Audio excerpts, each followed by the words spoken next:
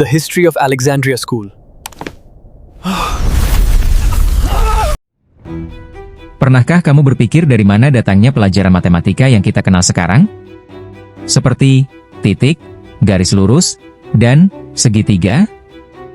Jawabannya bukan sekadar dari buku pelajaran, tapi dari sebuah kota kuno yang luar biasa dan seorang pemikir jenius. Inilah kisah tentang Alexandria dan Euclid, duet maut yang melahirkan geometri. Sekitar 2300 tahun yang lalu, ada sebuah kota bernama Alexandria di Mesir. Ini bukan kota biasa. Alexandria adalah pusat intelektual dunia. Anggap saja ini adalah Silicon Valley plus Hollywoodnya zaman kuno. Di jantungnya ada perpustakaan agung, tempat semua pengetahuan dunia berusaha dikumpulkan. Di sebelahnya, ada museum, sebuah lembaga riset di mana para pemikir terbaik dunia digaji hanya untuk berpikir, meneliti, dan mengajar. Visi kota ini jelas, menjadi otak bagi seluruh planet.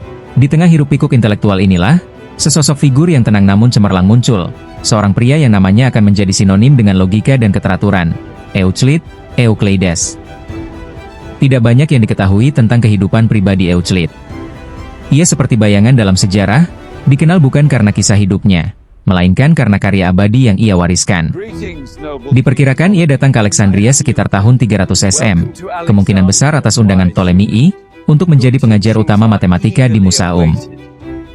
Di Alexandria, Euclid menciptakan karya masterpiece-nya, The Elements. Ini bukan sekadar buku matematika. Ini adalah buku panduan untuk berpikir logis. Caranya jenius. Dia mulai dari 5 kebenaran paling simpel yang semua orang setuju. Misalnya, dari satu titik ke titik lain, kita bisa menarik satu garis lurus. Terdengar sederhana, kan? Dari fondasi super dasar ini, ia membangun semuanya. Langkah demi langkah, ia membuktikan ratusan dalil tentang segitiga, lingkaran, dan bentuk-bentuk rumit lainnya. Setiap buktinya kokoh karena dibangun di atas bukti sebelumnya. Ia bukanlah penemu semua konsep geometri, tetapi ia adalah sang arsitek agung yang menyusunnya. Di dalam lingkungan museum yang kaya akan sumber daya, dengan akses ke ribuan gulungan papirus dari perpustakaan agung, Euclid melakukan sebuah tugas monumental. Ia mengumpulkan, menyaring, dan secara sistematis menyusun seluruh pengetahuan geometri dan teori bilangan ke dalam satu karya tunggal yang koheren, Staceia, atau yang lebih dikenal sebagai The Elements. The Elements bukanlah sekadar buku teks. Ini adalah sebuah revolusi dalam pemikiran.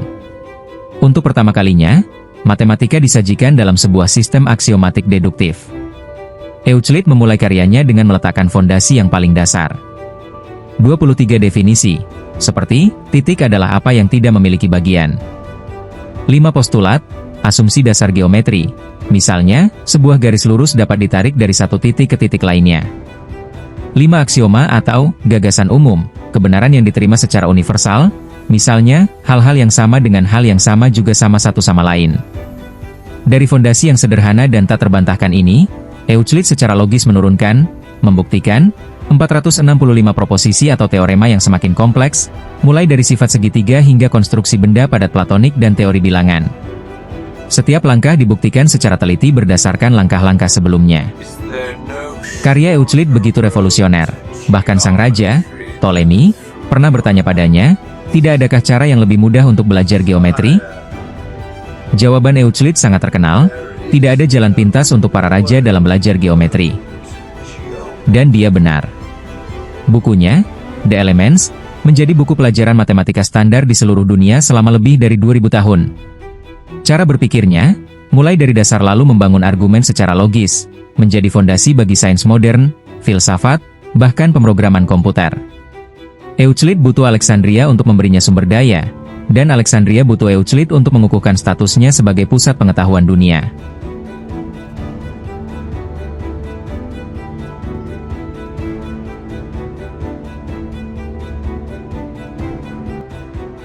Jadi, lain kali kamu melihat sebuah garis lurus, ingatlah kisah Euclid dan Alexandria.